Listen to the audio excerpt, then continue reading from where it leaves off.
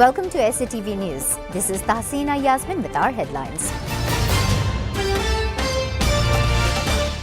National Consensus Commission proposes referendum following immediate enforcement of July Charter.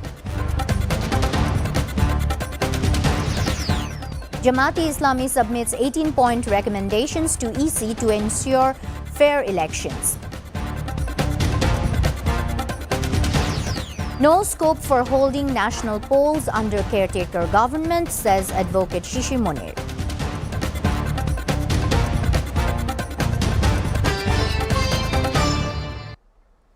The National Consensus Commission has recommended holding a referendum either on the day of the national parliamentary election or before it.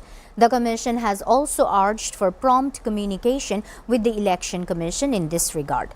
During a press conference at the Foreign Service Academy in the capital today, Dr. Ali Riaz, Vice Chairman of the National Consensus Commission, made that announcement. Dr. Riaz said that all political parties will be provided today with the list of recommendations for the implementation process.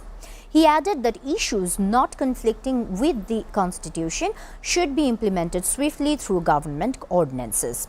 The Vice Chairman further said that 48 constitutional issues have been advised for implementation and a nationwide referendum will be held on all 48 matters simultaneously.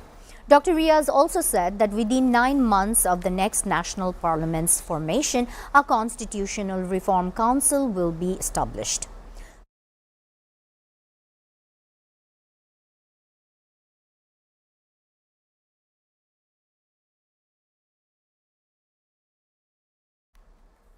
It would not be possible to hold the upcoming 13th national elections under a caretaker government, even if such a system is reinstated through a Supreme Court verdict, said Advocate Muhammad Shishir Munir today. He made the remarks while speaking to reporters at the Annex building of the Supreme Court. According to the Constitution, a caretaker government must be formed within 15 days after the dissolution of the Parliament. But Parliament was dissolved more than a year ago. Therefore, even if the court restores the caretaker system, it cannot be applied to the upcoming election as the constitutional context for its implementation no longer exists, he said. The review petition was heard before a 7-member bench of the Appellate Division led by Chief Justice Syed Refat Ahmed. Shishir said an interim government is currently running the country with a 3-point mandate: reform, justice and conducting a free and fair election.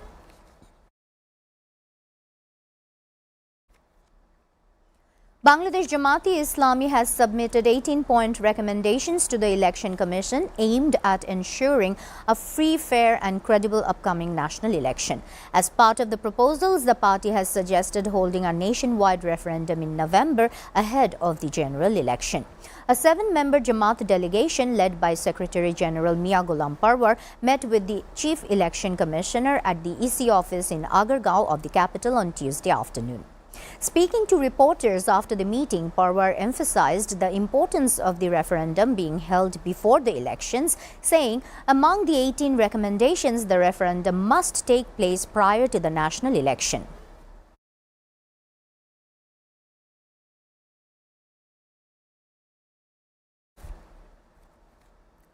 Home Affairs Advisor, retired Lieutenant General Jahangir Alam Chaudhry, has expressed confidence that most illegal weapons will be recovered before the upcoming national election. Weapons are being recovered regularly and the process will continue until the election, he told reporters after inaugurating the Ansar and Village Defence Party's transport service this morning. The advisor said Ansar personnel will have the largest deployment during the polls, with 13 members assigned to each voting center. For the first time, an Ansar member will also be deployed specifically for the security of the presiding officer, he added. Mr. Chaudhry further expressed hope that the Ansar battalion would play a crucial role in ensuring a smooth and peaceful election. BNP Chairperson's advisor, Janal Abdin Farooq, has said that Jamaat's demand to cancel the parliamentary elections if they are not fair is an excuse. He made that comment at a protest meeting in front of the press club this morning. He also called for not creating political divisions. The people will not accept anyone who tries to sabotage the election by distorting Islam, he said. Warning the interim government, the BNP leader said that no BNP leader or activist will be allowed to succeed in trying to hold on to power without holding elections. He further urged the government to hold elections on time without going or to the right or left.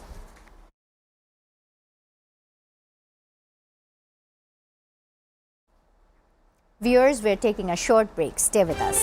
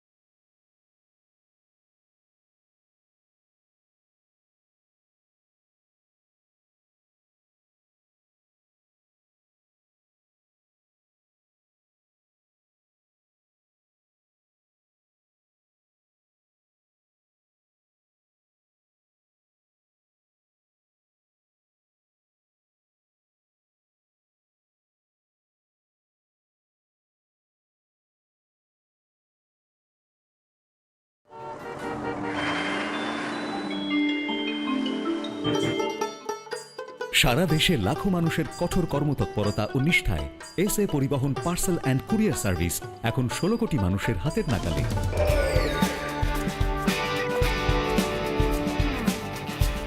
দীর্ঘ 30 বছর ধরে বিশ্বস্ততা ও দ্রুততার সাথে সেবা দেওয়ায় গ্রাহক সেবায় এখন শীর্ষে। বাংলাদেশে গ্রাহক সেবার সাফল্যের পর এসএ পরিবহন পার্সেল অ্যান্ড কুরিয়ার সার্ভিস এখন বিশ্ব বাণিজ্য কেন্দ্র সিঙ্গাপুরে। আপনার যে কোনো পণ্য সিঙ্গাপুর থেকে বাংলাদেশে বুকিং এর জন্য যোগাযোগ করুন। এসএ পরিবহন private limited, logistics parcel and courier service, 22 Roberts lane, Singapore 218302। Phone 0065 629 24900।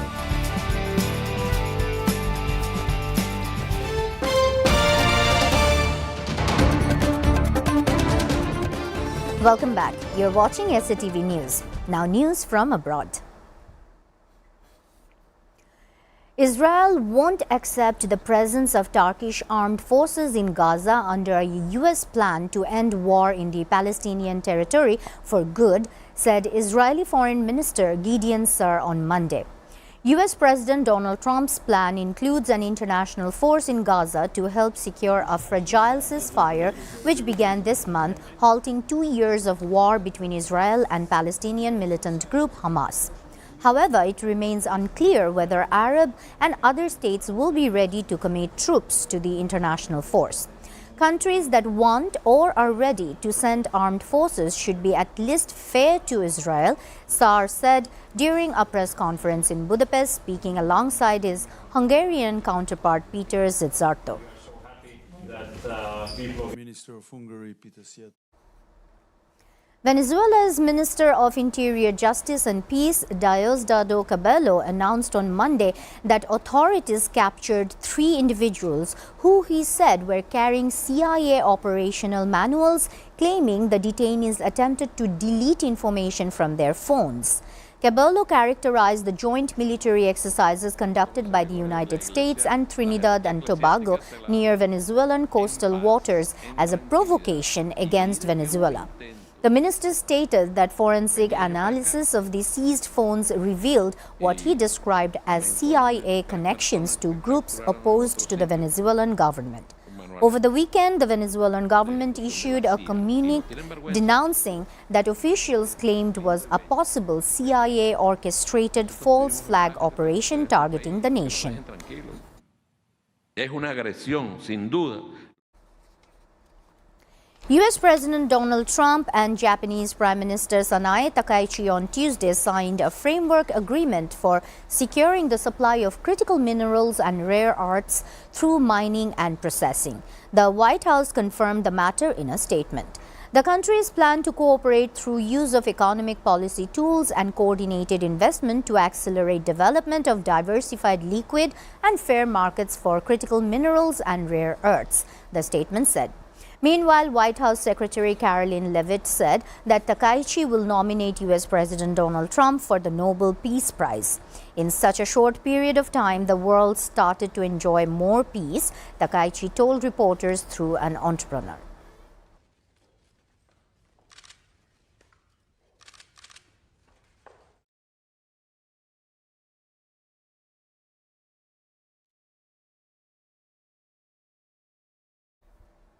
Meanwhile, China's foreign ministry said on Tuesday that the development of U.S.-Japan relations and security cooperation should contribute to regional peace and stability. Guo Jiakun, a spokesperson for the ministry, made that remark in response to a meeting between U.S. President Donald Trump and Japan's new Prime Minister Sanae Takaichi. Guo also urged Japan to respect the security concerns of its neighbors. China urges Japan to genuinely respect the security concerns of its neighboring countries, reflect deeply on its history of aggression, steadfastly pursue the path of peaceful development, he said.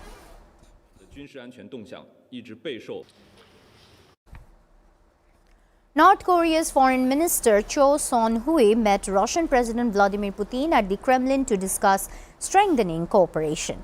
The meeting took place on Monday and comes amid growing international concern over cooperation between the two countries, in which Pyongyang is supplying Moscow with soldiers and artillery for its war in Ukraine in exchange for military technology assistance from Russia.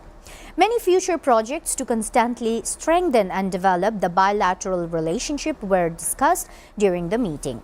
Cho also held talks with her Russian counterpart, Foreign Minister Sergei Lavrov, on Monday and reached agreement on all points during strategic discussions on global issues.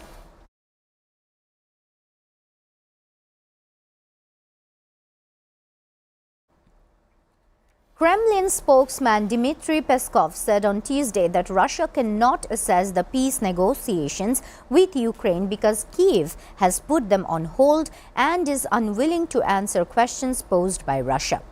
The Kremlin also said that Russian troops were constantly hearing foreign languages spoken by those fighting for Ukraine on the front line and promised that such fighters would be destroyed. Russia has long said that NATO military personnel have been present in Ukraine and that its eavesdropping services have picked up English and French being spoken repeatedly at the front lines.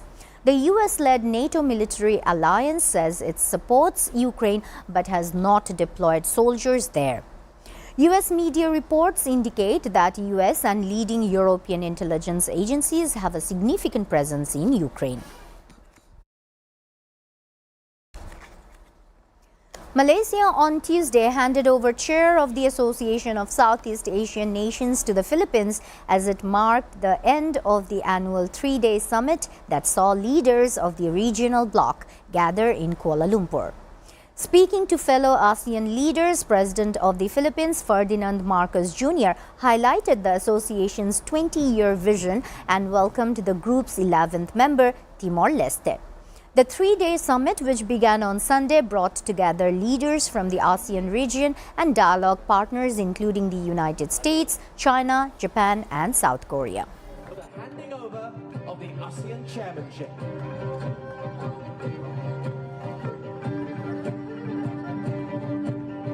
In 2026.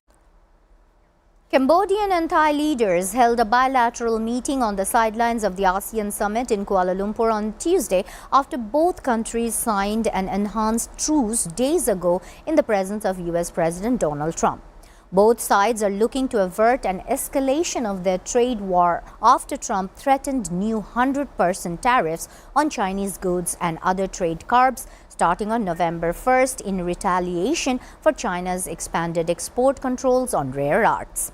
Cambodian Prime Minister Hun Manet and his Thai counterpart Anutin Charnvirakul have both announced the process to withdraw heavy weapons at the contentious borderline has taken place.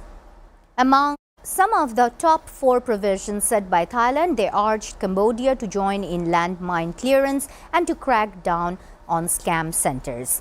Cambodia has asked for the imminent release of 18 Cambodian soldiers captured during the 5-day clashes at the Thai-Cambodian border areas in July.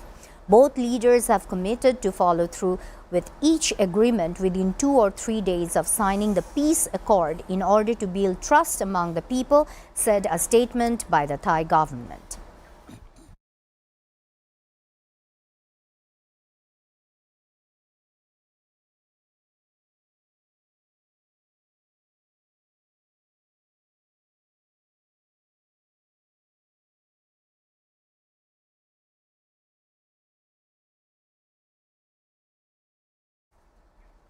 Before ending, we go through the headlines again.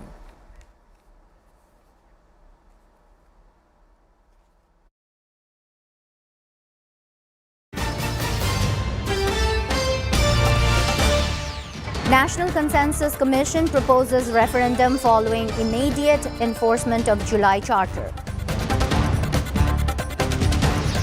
Jamaat-e-Islami submits 18-point recommendations to EC to ensure fair elections.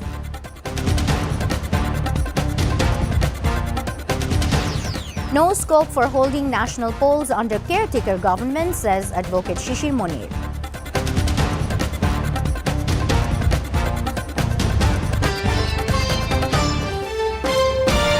You are updated with our top stories so far here on SATV. And to know the latest news, visit www.satv.tv. Stay with SATV.